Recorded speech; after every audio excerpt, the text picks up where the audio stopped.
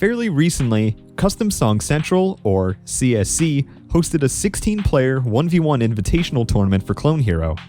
The first instance I heard of any sort of Clone Hero Esports event was when Frosted GH started the 5-Fret Esports, which, from what I could tell, it was a team-oriented 1v1 tournament where teams of 3 would cycle players throughout the match and try to win. This tournament utilized Clone Hero's online multiplayer services, which at the time was simply the best option and a pretty big step forward for the game at the time. You couldn't see who was winning during the match, which was a bit confusing, but at the very least, it allowed players to still compete since both scores were separated at the results screen. Overall, it was successful in doing its job, and it seemed like people really enjoyed it. CSC, however, came out of left field with their very own tournament client, and man, this thing looks snazzy. We'll go into more detail about that in a bit, but I was quite surprised to see that they made a fully functionable tournament client for the game, given there wasn't really any talk about it beforehand, so it certainly caught me off guard. There were things about this tournament that I really enjoyed and admired, but I also had my fair share of criticisms and a couple proposals of my own as well for future events. I just want to start out by saying that I love the tournament overall, but I think a lot of us want to see tournaments in this game go down the right path, so if you guys have any constructive criticisms or proposals of your own, drop them down below, because I really do think they're passionate enough to hear everyone out on what they want to see in the future. With all that said, let's start out with the positives of the tournament. To start off, we'll talk about what I liked about the tournament client. The tournament client looks fantastic from both the viewer and player perspective. The node speed feels a little fast due to resolution restrictions on the viewer one, but it's pretty readable overall in most scroll speeds. On the viewer one, I also enjoy the scores being back-to-back against each other.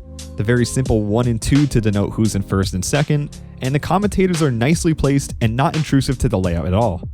The player's view, on the other hand, is very minimalistic, and the opponent's score isn't in your face and distracting at all, but is just in reach of your peripherals if you really feel like you need to look at your opponent's score or perhaps keep track of their star power.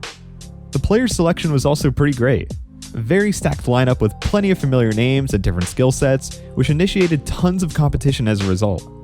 As for song selection, I'm not the most well-versed person to discuss this, but from what I've seen, it seems like there's a healthy balance of strumming, solo, and hybrid charts.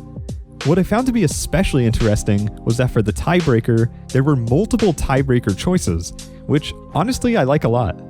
I would prefer it much more if the player at hand choosing a song actually has a chance to choose something if it comes down to tiebreaker.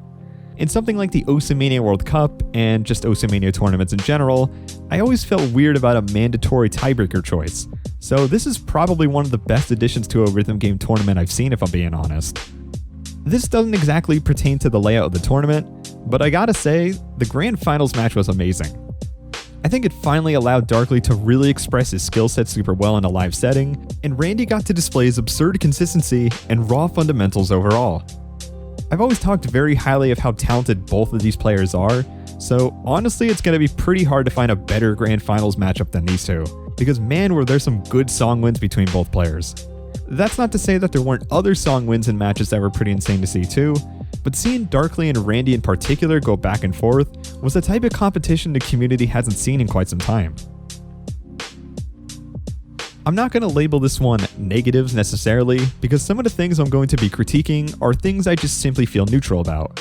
We'll start with the most neutral and inoffensive one, and that's the commentary. The commentary itself was actually pretty solid overall. No forced type, and everything was explained pretty well when needed. What kind of confused me though was the donation reading during the matches.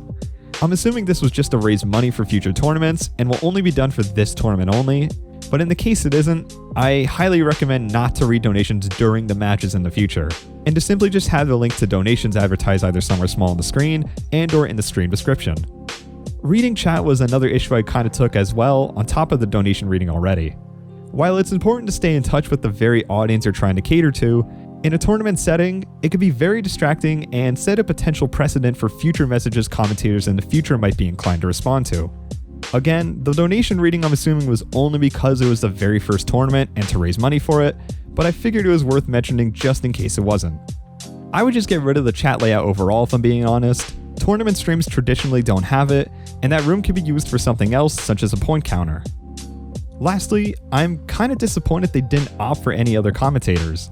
I think out of all streams, this one would have been a great opportunity for other experienced players to give commentary a shot for a match or two, as streams this long will usually need a mix of personalities throughout, but honestly kudos to Asai and J-Rapes for even being able to commentate for that long, but I would highly suggest recruiting commentators for the next tournament.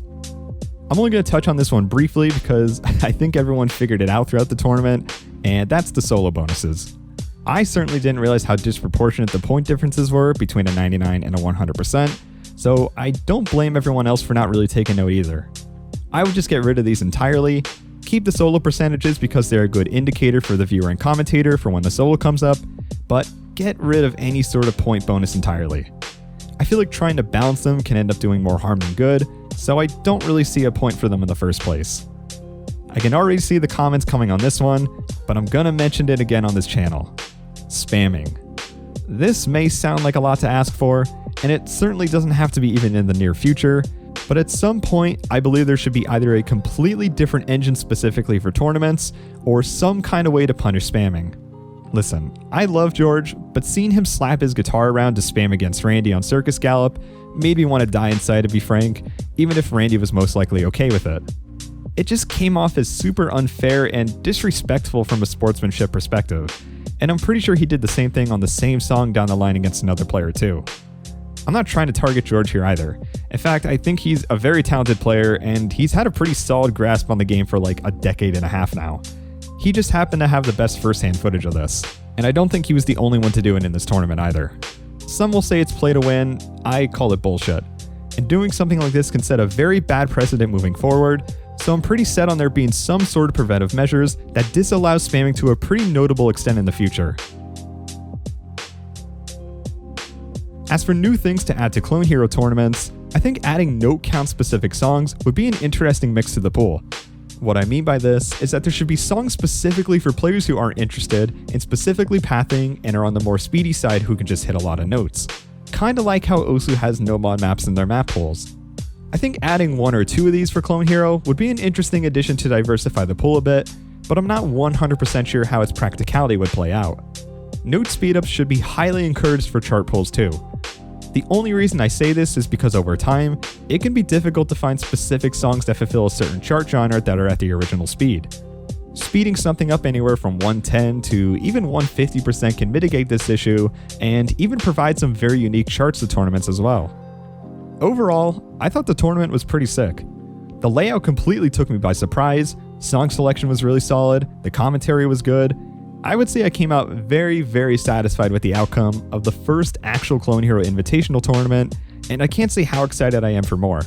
The only reason I'm even critiquing as much as I am is because I really do care about this game's growth, the viewer experience, and I also care about producing a fair, leveled playing field that will allow players to play to their full potential and express their skill sets properly too. Let me know what you guys think in the comments. I'd imagine they'll be checking the comments too for some feedback, so feel free to give some. Thank you to my patrons for supporting the channel, and if you would like to see more rhythm gaming content like this, feel free to check out my Patreon, drop a sub, and check out my other links below. I'll see you on whatever video I upload next, and take care.